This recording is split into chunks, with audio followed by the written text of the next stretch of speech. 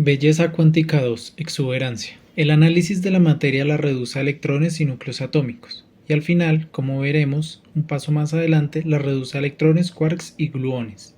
También es justo añadir los fotones a esa lista de ingredientes, puesto que son el material del fluido electromagnético. De este conjunto irrisorio de ingredientes, siguiendo unas pocas reglas extrañas pero estrictas y altamente estructuradas, emergen los mundos infinitamente variados de la química, la biología y la vida diaria. ¿Cómo funciona todo esto?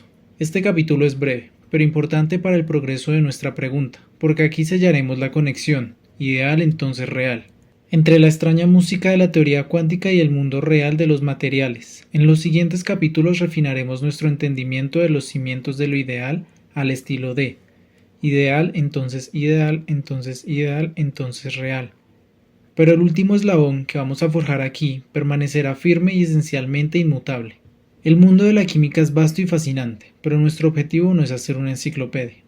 Para abordar nuestra pregunta, basta con que forjemos ese último eslabón.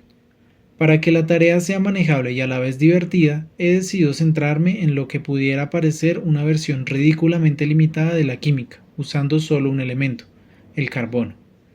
Como verás, esta esquina de la química con un solo elemento ya crea un país de las maravillas. ¿Qué quieren los electrones? ¿Qué quieren los electrones? Esa pregunta tiene sentido, porque todos los electrones, a diferencia de toda la gente, tienen las mismas propiedades, y sus deseos son fáciles de enumerar. En esencia son tres, y a los dos primeros ya los hemos encontrado en el capítulo anterior. Los electrones están sujetos a fuerzas eléctricas, que los atraen hacia los núcleos, cargados positivamente, pero les hacen repelerse entre sí. Los electrones están descritos por campos que llenan el espacio, sus funciones de onda, que prefieren variar fluida y suavemente.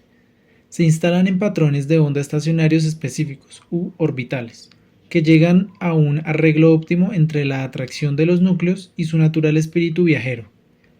Me gusta imaginar a los electrones explicándose a los núcleos así.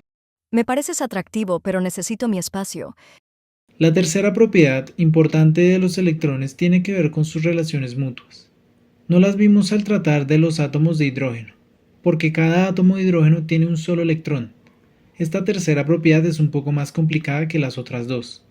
Se llama el principio de exclusión de Pauli, por Wolfgang Pauli, el físico austriaco que lo formuló en 1925. El principio de exclusión de Pauli es un efecto puramente mecano-cuántico, sin referirse a la descripción cuántica de la realidad física basada en las funciones de onda. Ni siquiera puede ensuciarse. Cuando Pauli lo propuso, el principio de exclusión no tenía ninguna base teórica. Llámalo inspiración si quieres, o di que fue una mera conjetura. Ambos puntos de vista son correctos, como la visión de Bohr de los estados estacionarios y los saltos cuánticos, y ya puestos, las reglas pitagóricas de la armonía.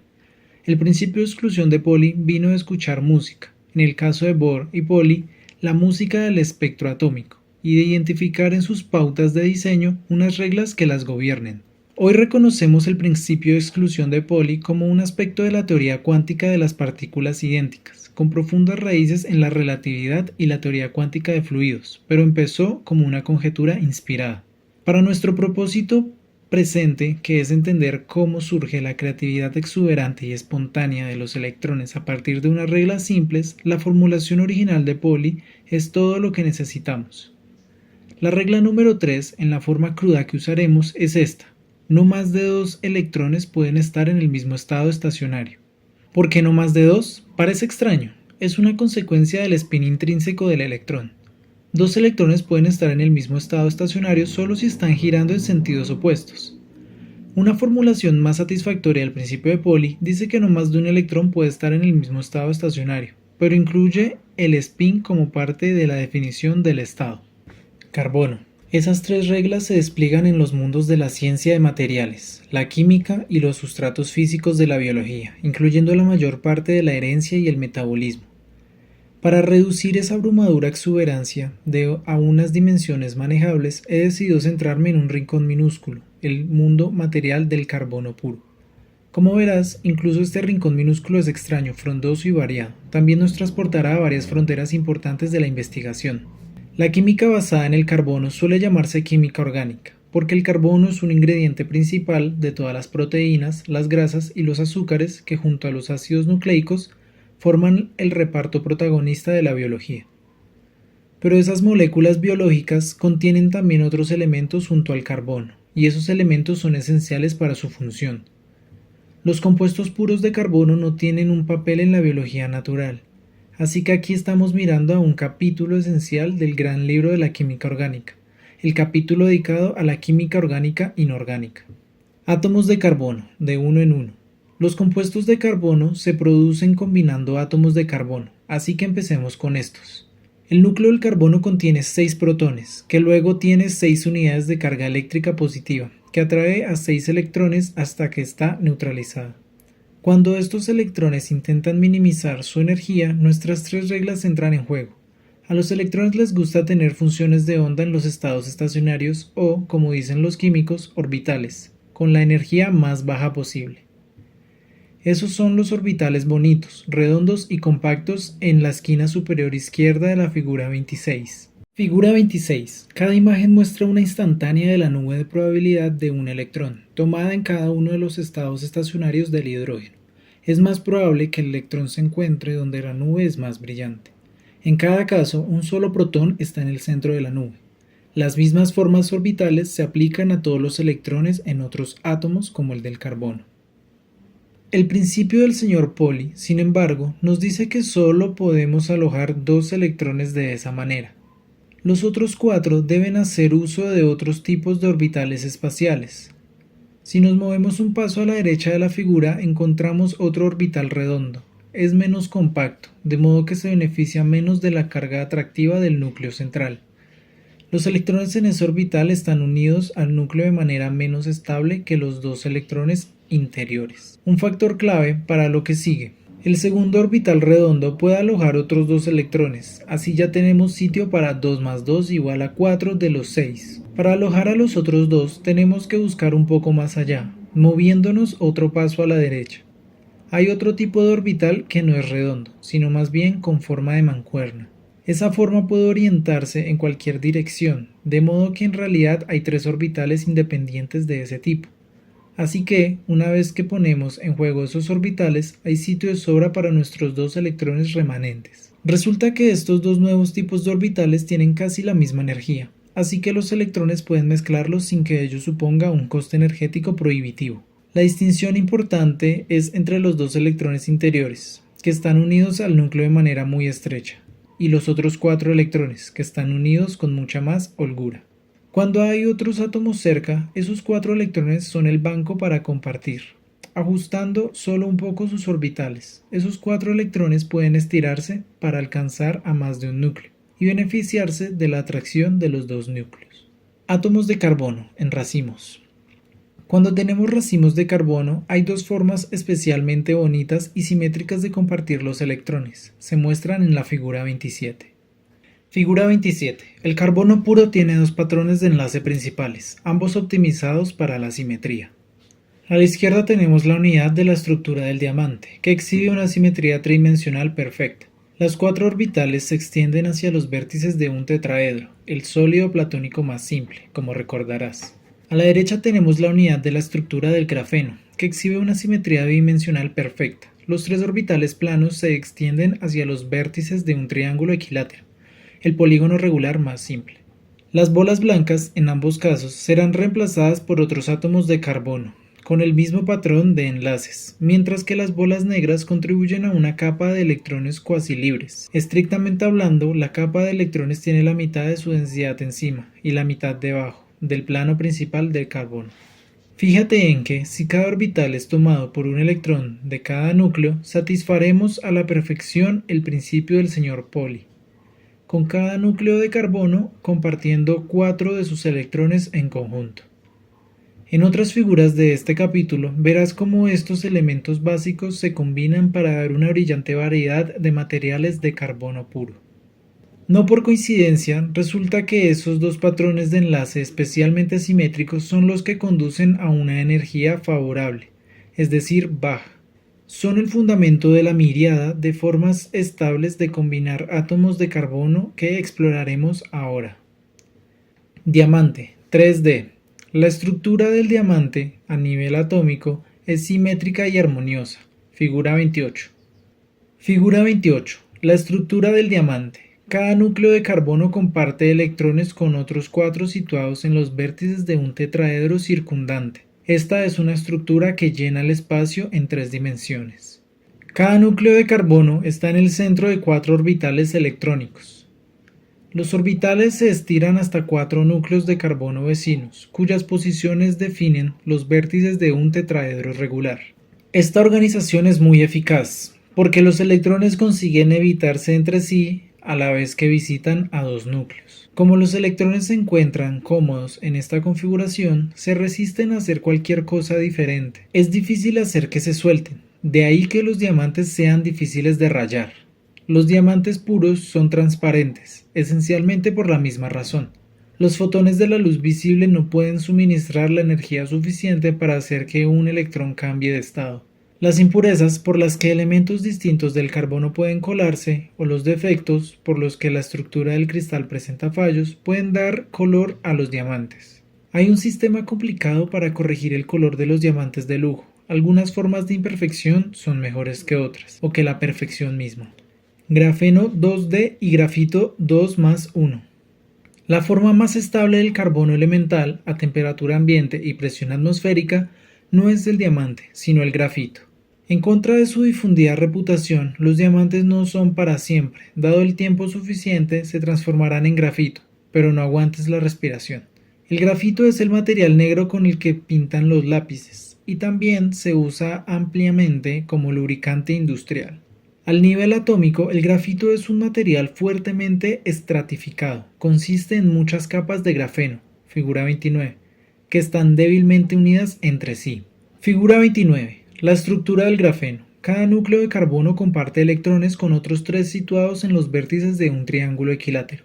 En este patrón de colmena, que se puede extender de manera indefinida, reconocemos una de las 3 superficies platónicas infinitas. La debilidad de la conexión entre capas facilita que las capas se deslicen una sobre otra, o se decapen.